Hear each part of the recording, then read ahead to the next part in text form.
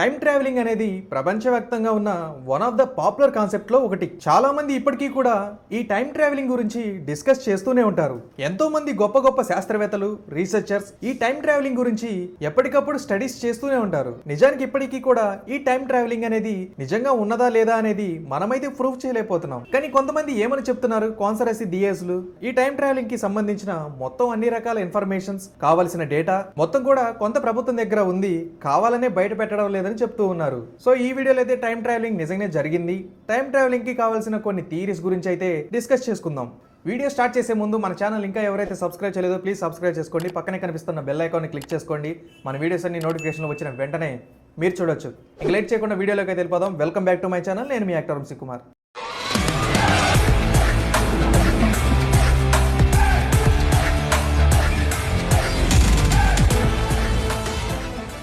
Number 1, 19th century CD. యాక్చువల్గా సీడీలు అనేవి ఎప్పుడు డెవలప్ అయ్యాయి? 20వ శతాబ్దంలో డెవలప్ అయ్యాయి. కానీ 19వ శతాబ్దంలోని సీడీలు కనుక మీరు చూసినట్లయితే ఖచ్చితంగా అది టైం ట్రావెల్ తో లింకప్ అయి ఉందని అనుకుంటూ ఉంటారు కదా. సో ఈ విషయంలో కూడా అదే జరిగిందనమాట.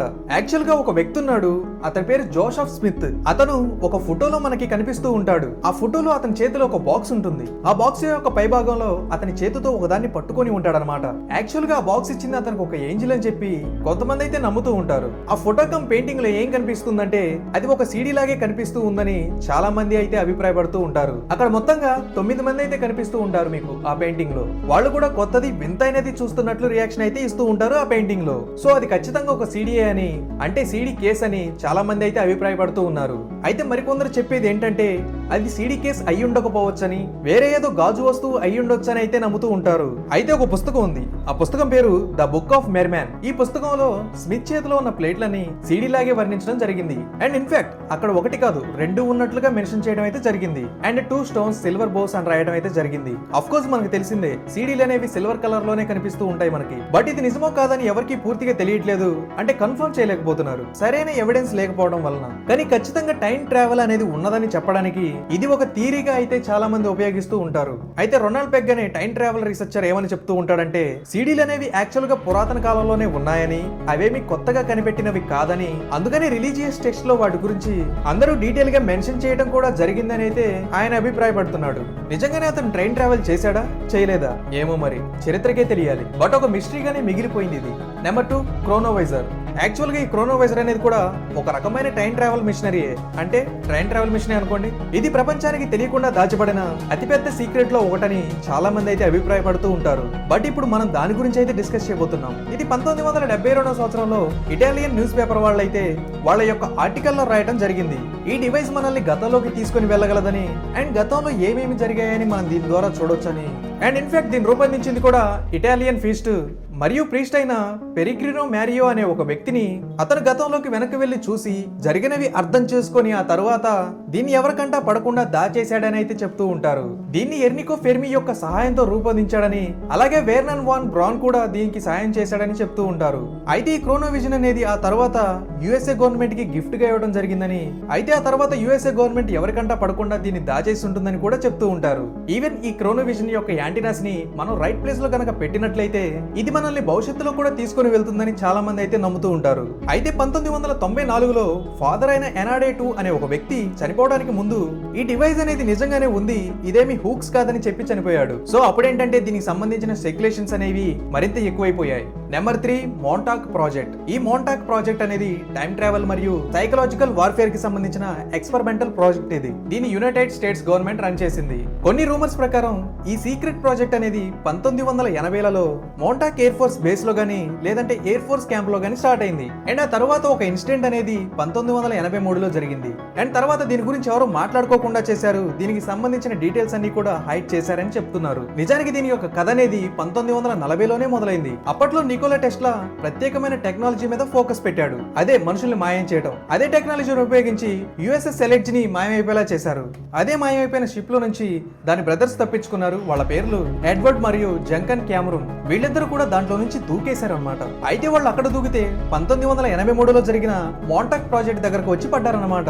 అంటే వాళ్ళ టైం ట్రావెలింగ్ భాగంలో ఎందులోకి వెళ్ళిపోయి, అంటే వేరే మీడియాలోకి వెళ్ళిపోయి ఆ తర్వాత మళ్ళీ 1983లో ఈ మోంటాక్ ప్రాజెక్ట్ టైంలో ఇక్కడికి వచ్చి పడ్డారని కొన్ని రూమర్స్ కూడా వినిపిస్తూ ఉంటాయి. అయితే టెస్లా వాళ్ళు కూడా ఈ షిప్ ని మాయించడానికి ఒక వార్మ్ హోల్ వంటి టెక్నాలజీని అయితే క్రియేట్ చేశారని చెప్తూ ఉంటారు. ఆ షిప్ అనేది ఫ్యూచర్ లోకి వెళ్లి మళ్ళీ గతంలోకి వచ్చి ఈ మధ్యలో ఒక చోట ఆగిపోయి అందులో ఉన్న వాళ్ళందరినీ కూడా చనిపోయేలా చేసిందని, దాన్ని అది ఫీల్డ్ ఆఫ్ వ్యూ ఎక్స్పెరిమెంట్ అని కూడా పిలుస్తూ ఉంటారని మనకు తెలిసిందే. సో ఎప్పుడైతే ఈ కెమెరాన్ బ్రదర్స్ 1983లో మాంటాక్ లోకి వచ్చి చేరారో అప్పటి నుంచి కూడా వాళ్ళని కాలంలోకి వెనక్కి పంపించడానికి ట్రై చేస్తూ ఉన్నారు. అయితే వాళ్ళు కాలంలో వెనక్కి వెళ్లి యుఎస్ఎస్ ఎలర్జీ టైంలో జరిగిన డ్యామేజ్ ని వాళ్ళు ఆపడానికి అయితే ప్రయత్నించాలని అనుకుంటూ ఉన్నారు. కానీ అదైతే జరగట్లేదని కొంతమంది అయితే చెప్తూ ఉంటారు. వినడానికి మాత్రం ఏదో ఒక హాలీవుడ్ మూవీ స్టోరీలా అనిపిస్తుంది కదా. ప్రొడ్యూసర్ ఉంటే వెంటనే సినిమా తీసేయొచ్చు నాకు తెలిసి. కానీ నిజంగా ఇది ఒక మెయిన్ థియరీ. ఇది ఈ మాంటాక్ ఇన్సిడెంట్ యాక్చువల్ గా స్ట్రేంజర్ థింగ్స్ అనే ఒక నకిలీ షోకి ఇన్స్పిరేషన్. దాని కారణంగానే ఇది తీయడం జరిగింది. యాక్చువల్లీ దీనికి ఫస్ట్ మాంటాక్ అనే పేరు పెట్టడం జరిగింది. తర్వాత ఎందుకు వచ్చిన ప్రాబ్లం అని చెప్పి వేరే పేరు పెట్టడం అయితే జరిగింది.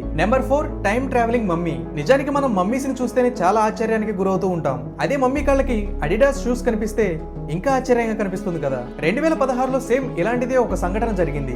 ఒక పార్షియల్ ఫిషెస్ మమ్మీ అనేది ఆల్ టైమ్ మూమెంట్స్ లో బాగా లోపల ఎవరికి కనిపించకుండా ఉన్న చోట దొరికింది. ఇది సముద్ర మట్టానికి 10,000 అడుగుల ఎత్తులు దొరికింది. ఒక అంచనా ప్రకారం ఈ మమ్మీ అనేది 1500 సంవత్సరాల క్రితం అనేది అయితే నమ్ముతూ ఉన్నారు. అయితే ఆ మమ్మీకి సంబంధించిన మొత్తం బాడీ దొరకలేదు, కానీ 2 కాళ్ళు అలాగే ఒక చెయ్యి, కొంత బాడీ అయితే దొరికింది. కానీ అది చాలు కదా మనకు కావాల్సిన ఇన్ఫర్మేషన్ మొత్తం తెలుసుకోవడానికి.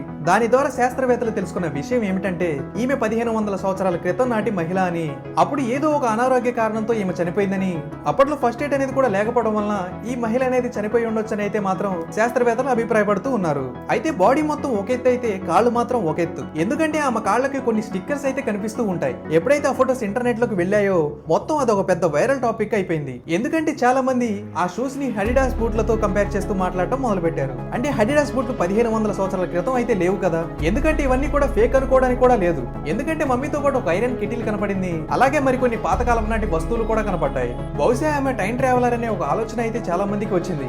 అంటే ఆమె కాలంలో వెనక్కి వెళ్లి అక్కడ సిచ్యువేషన్స్ లో సర్వే అవ్వలేక ఆమె చనిపోయి ఉండొచ్చని. సో అప్పుడు అక్కడ లోకల్ ప్రజలు ఆమెకి అక్కడ సిచ్యువేషన్స్ కి తగ్గట్టు అంత్యక్రియలు అయితే చేసి ఉండొచ్చని చాలా మంది అయితే అభిప్రాయపడుతూ ఉన్నారు. బట్ నిజానికి చాలా అంటే చాలా ఫ్యాషనేటివ్ థియరీ కదా ఇది. Number 5 project Pegasus. ఆండ్రూ బాసియాగో అనే ఒక వ్యక్తి సియాటల్ వాషింగ్టన్ లో నివసిస్తూ ఉన్నాడు. ఇతనేంటంటే అటార్నీ జనరల్ అతను. అండ్ ఒకప్పుడు యుఎస్ఏ గవర్నమెంట్ యొక్క సీక్రెట్ ప్రోగ్రామ్ లో ఒక భాగము. అండ్ ఈ విషయాలన్నీ కూడా అతనే చెప్పాడు.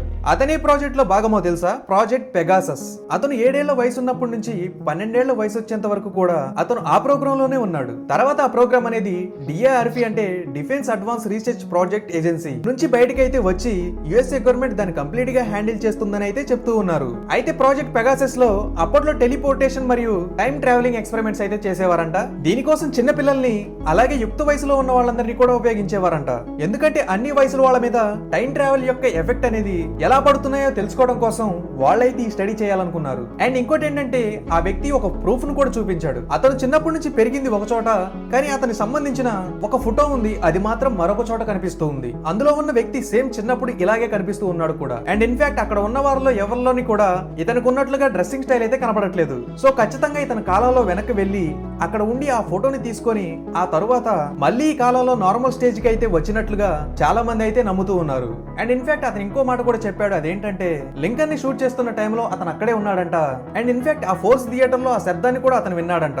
ఆ శబ్దం చాలా భయంకరంగా ఉంటుందని చెప్పాడు. అండ్ లింకన్ యొక్క ఫినరల్ కి కూడా చాలా సార్లు అటెండ్ అయ్యానని కూడా చెప్పాడు. సో ఇలాగే చాలా విషయాలను అయితే చెప్పాడు ఆయన. సో అతను మరొక విషయాన్ని కూడా చెప్పాడు. అదేంటంటే గవర్నమెంట్ దగ్గర 2 గ్రే ఎలక్ట్రికల్ బూమ్స్ అయితే ఉన్నాయని, దీన్ని ఉపయోగించి కూడా టెలిపోర్టేషన్ అనేది చేయిస్తూ ఉన్నారని చెప్తున్నాడు. ఒక దాంట్లోకి వెళ్లి ఒక వ్యక్తిని ఉంచిన తర్వాత మొత్తం సిస్టమ్ అంతా యాక్టివేట్ చేస్తారు. ఆ వ్యక్తి ఆటోమేటిక్ గా టెలిపోర్ట్ అయ్యి మరొక ప్రాంతానికి అయితే వెళ్ళిపోతూ ఉంటాడు. మనం ఇలాంటివన్నీ కూడా సినిమాలోనే చూస్తూ ఉంటాం అనుకుంటాం, కానీ నిజ జీవితంలో కూడా ఇలాంటివి ఉన్నాయని అయితే చాలా మంది అభిప్రాయపడుతూ ఉన్నారు. బట్ అందులో ట్రావెల్ చేసే వాళ్ళకి మాత్రం కొంచెం డిఫరెంట్ ఎక్స్పీరియన్స్ ఉంటుందంట. కొంతమందికి ఏమో ఫాస్ట్ రన్నింగ్ చేస్తున్నట్టు అనిపిస్తుంది, కొంతమందికి అసలు ఏమనిపించదంట. సో దాని వెనకున్న రీజన్ ఏంటని తెలియనప్పటికీ కూడా మొత్తం ఈ థియరీ మాత్రం చాలా కన్ఫ్యూజన్ అయితే కలిగిస్తూ ఉంది. ఇవే గైస్ ఈ టైం ట్రావెలింగ్ అనేది ఉందని నిరూపించడానికి కొన్ని ఆధారాలు. బట్ ఇంకా చాలా స్టోరీస్ ఉన్నాయి, కానీ అది నిజమా కాదా అని ఎవరికి కూడా పూర్తిగా అయితే తెలియదు. ఈ టైం ట్రావెలింగ్ గురించి మీరేమనుకుంటున్నారో కింద కామెంట్ చేయండి. అండ్ ఈ వీడియో నచ్చితే ప్లీజ్ లైక్ చేయండి, షేర్ చేయండి, వెళ్ళేటప్పుడు సబ్స్క్రైబ్ చేసుకోవడం మాత్రం మర్చిపోకండి. అండ్ మరో వీడియోతో మళ్ళీ కలుద్దాం. అంతవరకు ఉంటా ఫ్రెండ్స్.